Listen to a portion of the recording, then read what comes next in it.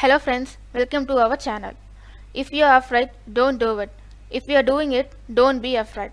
This was said by the great emperor Chengiz Khan. And an interesting one, 1 in 200 men in the world will be a descendant of Chengiz Khan, which means that one would be related to Chengiz Khan directly. So, I think there is a necessity to know about this man, Chengiz Khan. But I'm sure I won't take a history class, it's just a gist about him. Okay, let's start our video. Chengiz Khan was born on 1162 near Lake Baikal in Mongolia. His original name is Temujin.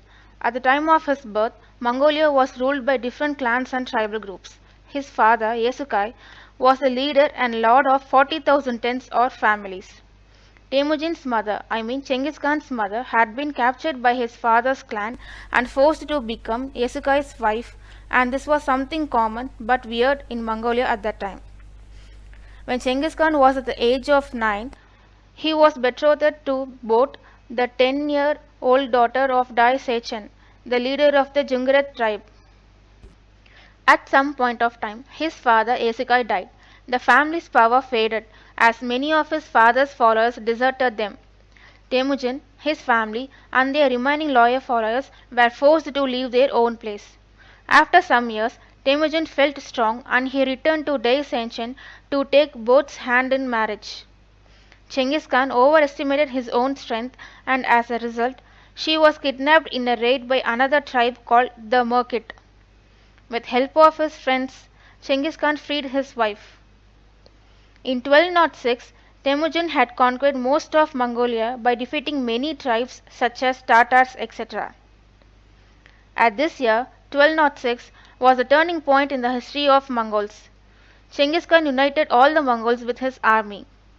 The successive victories of Temujin made other tribes to agree and go in line with Temujin.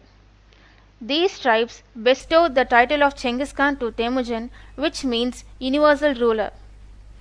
Led by Chengiz Khan, the Mongols briefly ruled most of modern-day Russia, China, Korea, Southeast Asia, Persia, India, the Middle East and Eastern Europe.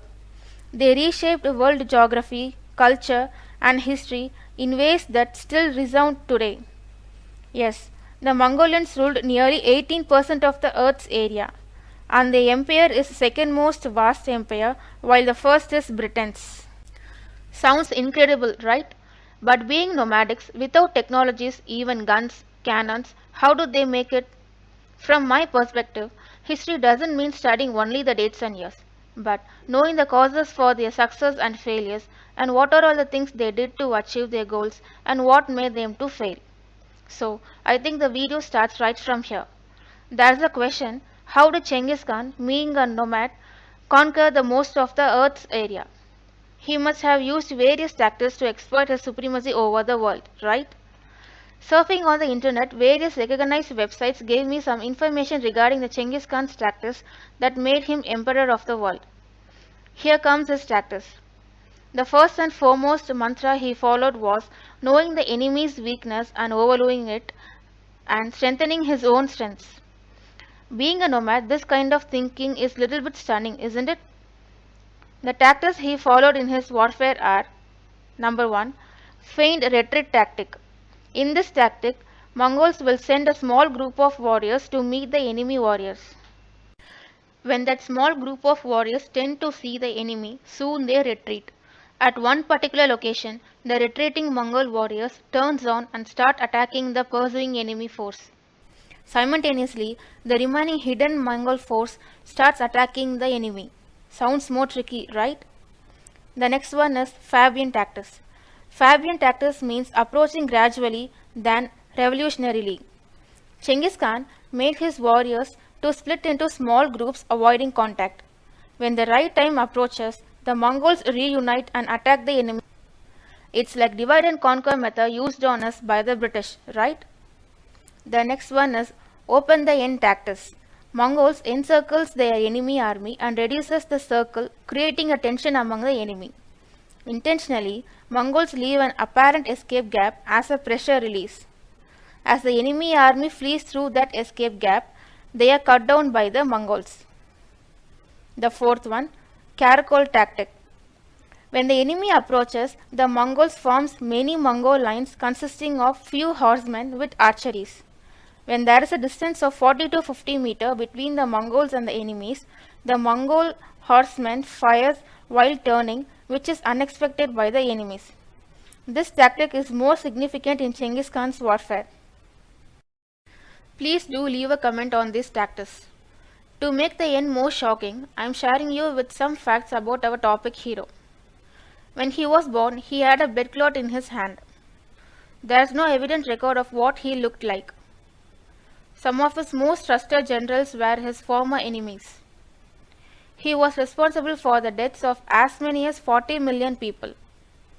He was a tolerant of different religions. Evil, unwashed, bloodthirsty are the words that describe Chengiz Khan through the world. But for his own people, he had been a god to them. Blockbuster Bahubali also been influenced by Chengiz Khan's tactics. Hold on, have I said about his death? Did you notice that? No, I didn't. Because there is no proper evidence about his death. So, let's just skip it off. You know what? Pandit Jawaharlal Nehru was a great admirer of our hero. In a letter to his daughter, he wrote, Chengiz is, without a doubt, the greatest military genius and leader in history. Alexander and Caesar seem petty before him. So, here's the end card for this video, not for Chengiz Khan. Hope this video is informative and enjoyable one. Please do subscribe our channel. Get ready. Thank you.